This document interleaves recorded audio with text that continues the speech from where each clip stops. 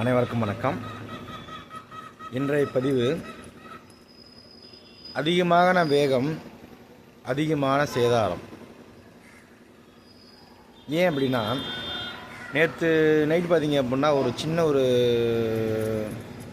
உதாரணம், சின்னதில் பெரிய உதாரணம்னு வச்சுக்கோங்க.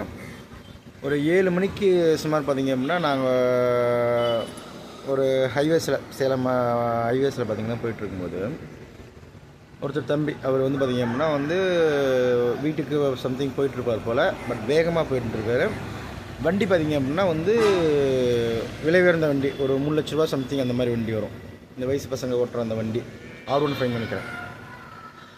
வேகம் அதிகமாக போய் கண்ட்ரோல் பண்ண முடியாமல் பார்த்திங்க அப்படின்னா நிலை தடுமாறி பார்த்தோம்னா விழுந்து அவரோட பின் மண்டையில் அடிபட்டு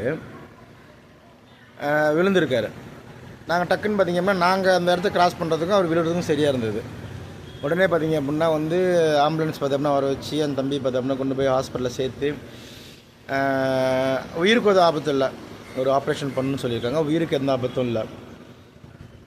ஆனால் அவங்க பெற்றவங்க பேரண்ட்ஸ் பார்த்திங்க அப்படின்னா கதறும்போது பார்த்திங்க அப்படின்னா அந்த வயசு பசங்களுக்கு தெரியல உயிர் விலை மதிப்பற்றது. ஒரு டைம் உயிர் போயிடுச்சு அப்படின்னா திரும்ப கிடைக்காது அப்படிங்கிறது தெரியல.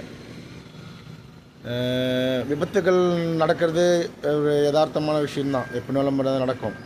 ஆனால் நம்ம தவறால் பார்த்தா அப்படின்னா விபத்துகள் நடக்காமல் இருக்கிறது பார்த்திங்க அப்படின்னா அது ரொம்ப முக்கியமான விஷயம். அதை நம்ம கண்ட்ரோலாக பார்த்துக்கணும் அப்படிங்கிறது என்னோடய கருத்து.